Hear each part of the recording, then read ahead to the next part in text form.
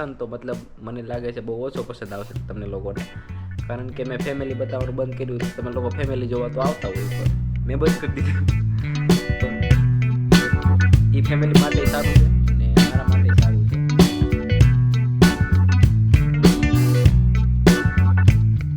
Hello guys, good evening. તમારા બધાનું ફરીથી સ્વાગત છે મારા નવા વ્લોગમાં.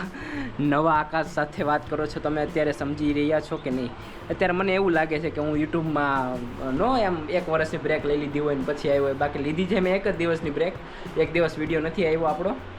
તો માણસને ભાઈ બ્રેકની જરૂર પડે થોડુંક વિચારવા માટે, થોડુંક માઇન્ડ ક્લિયર કરવા માટે. રોજનું રોજ રૂટીન જિંદગીમાંથી થોડું બ્રેક લઈએ ને તો થોડુંક નવું ખબર પડે, નવું કરવાની ખબર પડે. મેં તમને કીધું એમ થોડા ઓરિજિનલ થઈએ ને તો થોડુંક નવું ખબર પડે. 1 દિવસ બ્રેક લઈએ ને તો મગજ આખું ખુલી જાય, હે ને?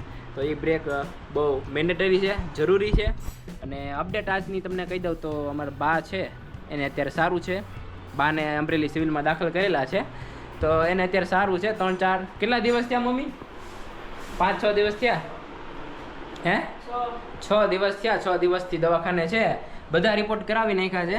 સિટી સ્કેન, MRI, એવા બધા મોટા જે રિપોર્ટ છે ને એ પણ બધા થઈ ગયા છે. પૂરી બોડીનો આખો મતલબ બધું થઈ ગયું છે રિપોર્ટ. અને હવે અત્યારે બા આપણા રિકવરી ઉપર છે, બરાબર છે.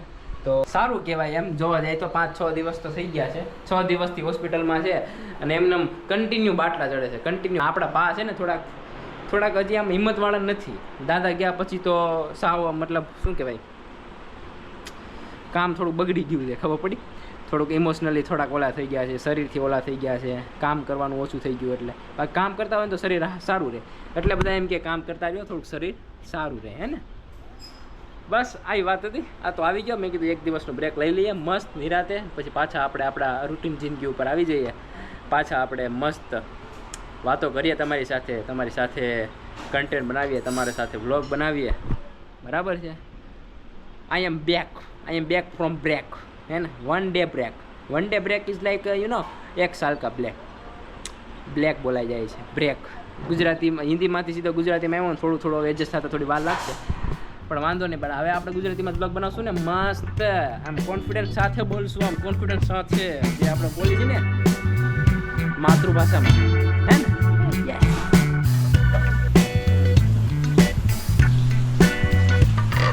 તપેલું ભરીને છાશ આવી ગઈ છે ભાઈ. છાશ વગરની જિંદગી નકામ. આપણા ગુજરાતીમાં એમ જ છે. બીજું કાંઈ છે? હા, દહીં. અને દહીં વગરની જિંદગી નકામ. છાશ અને દહીં વગર મજા ન આવે છે. આપણે છે ને પર્સનલી બહુ પસંદ છે છાશ અને દહીં. આજે મમ્મીએ બનાવી નાખી છે કઢી. 9 વાગે જાઓ, 4 વાગે આવું અને પાછો 6-7 વાગે પાછો જાઓ, પછી આવું રાતે 12 વાગે. એવું અત્યારે આપણું રૂટીન ચાલુ છે 2 દિવસથી. તો હવે આપણે થોડાક જમી લઈએ. સવારમાં નાસ્તો કરીને ગયો હોય એ જ, પછી વધારે નહીં. બીજું કાંઈ હું બહાર કંઈ ખાતો નથી. બહારનું તો હું આમ નથી ખાતો, મને પસંદ જ નથી. શું કરું એના? માયોનીઝ ને ચીઝ તો મને હાવ પસંદ નથી. શું કરું? ક્યારેક ખાઈ લેવાય, ક્યારેક પછી ચાલે. એમાં પછી ઓલું ન કરે. મમ્મીએ બનાવી નાખી છે કઢી. આ તો ભાત જ લાગે છે. યસ, મમ્મીએ કઢી તો સારી બનાવી છે, પણ છે ને પછી હાયરે છે ને ટિંડોરાનું શાક છે. ટિંડોરાનું શાક આપણે ભાવતું નથી. આ જો ને કેવું લાગે, જોવામાં સરસ ન લાગે, ખાવું કેમ આપણે, હે ને?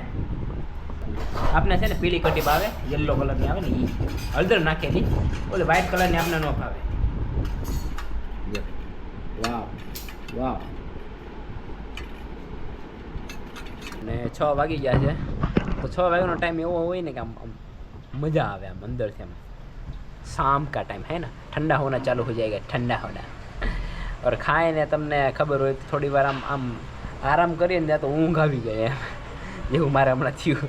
હમણાં હું જમીને થોડી વાર હું આડો પડ્યો ત્યાં મને આમ થોડું શું આમ એવી મસ્ત ઊંઘ આવી ને, મસ્ત આમ મતલબ આવી ખાલી 15-20 જ મિનિટ, પણ જે મસ્ત ઊંઘ આવે ને ભાઈ, બધી થકાન બકી આમ બધું દૂર ઉડી જાય ભાઈ. લાभ फ्रेश है, फ्रेश.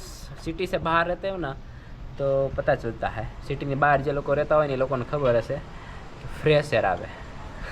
સિટીમાં ધુમાડાને એનો બધો અવાજ આવે. પહેલાં અમે બી એમ જ રહેતા હતા. અમે લોકો બી રોડ, એક મેન રોડ છે અને એની બાજુમાં જ બિલ્ડિંગ હતું ને ત્યાં રહેતા હતા. ત્યાં બહુ બધો અવાજ હતો અને એકદમ ત્યાં અહીંયા આવી ગયા ને તો એટલી શાંતિ ને એવું બધું થઈ ગયું ને. હા. અત્યારે અવાજ આવે તમને? ન આવે, બહુ ઓછો આવે છે ને. Is the view from hour balcony. યે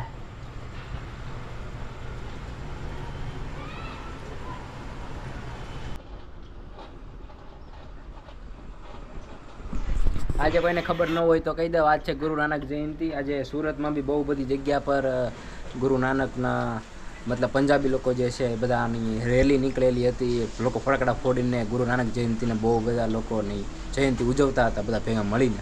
એટલે વેસુ સાઈડ તો બહુ બધા હતા. આજ સવારે જ મેં જોયું તો ત્યારે તો મને નહોતી ખબર, પણ અત્યારે હું ઇન્સ્ટાગ્રામમાં સ્ટોરી જોતો હતો ને તો હની સિંગની સ્ટોરી આવી. તો હની સિંગની સ્ટોરીમાં હું જોતો હતો મેરે ગુરુ નાનક.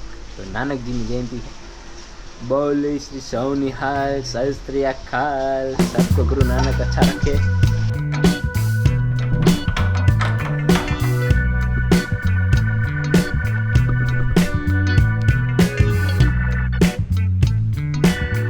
પોણા 2 થઈ ગયા છે અને અત્યારે હું કામ ઉપરથી આવ્યો છું. આજ બહુ વધારે લેટ થઈ ગયું. બાકી તો હું 11 વાગે 12 વાગે ઘરે આવી જાઉં છું, પણ આજે થોડુંક વધારે લેટ થઈ ગયું. આ થોડુંક વધારે કામ હતું એટલે એવો થાક લાગ્યો છે ને ભાઈ સાહેબ.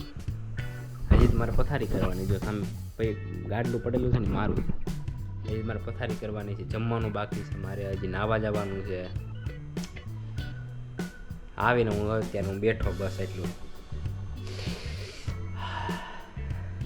ઘરે આવીને એટલી શાંતિ થાય ને ભાઈ સાહેબ.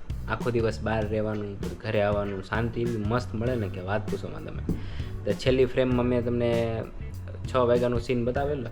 અત્યારે પોણા 2 થઈ ગયા છે. તો હવે ખાઈ પીને સૂઈ જશું ને પાછું કાલે બેક ટુ રૂટીન. કાલે 9 વાગે પાછું જવાનું છે, પાછું 4 વાગે આવવાનું, જમવાનું, પાછું 6-7 વાગે જવાનું, પાછું આવવાનું. લાઈફ બનાવી હોય, મહેનત કરવી હોય ને તો આ બધું કરવું પડે. આપણા પપ્પા લોકોએ કર્યું હતું, એને ભેગું કરીને દીધું આપને. હવે આપણે આપણી લાઈફ બનાવવી પડશે ને, આપણે ભેગું કરવું પડશે ને. મારા ભાઈ ચાલે બાકી મોજ ને મોજ કરતા રહેજો. બાકી આવું તો જિંદગીમાં હાલું રહેવાનું છે. હાલે રાખે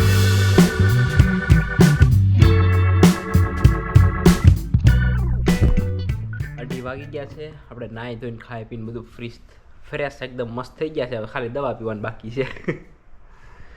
તો બસ આવો બ્લોગ હતો આપણો. બ્રેક પછી થોડું ચેન્જ કરેલું છે આપણે. મારી લાઈફ તમને વધારે બતાવીશ, મતલબ રૂટીન બતાવીશ મારું શું છે શું નહીં, હું શું કરું છું શું નથી કરતો, શું કરવાનું છું, બધું તમને ખબર પડશે આ યુટ્યુબ ચેનલમાં.